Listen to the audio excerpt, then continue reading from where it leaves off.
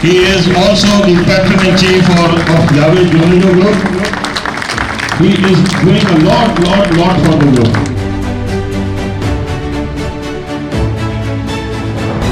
अगर ये जावेद जुनेजो पैनल जीत जाता है तो ये जिमखाना की मैनेजिंग कमेटी का कोई एजेंडा भी फिक्स नहीं कर सकता जब तक यहाँ से अप्रूवल नहीं मिलेगी।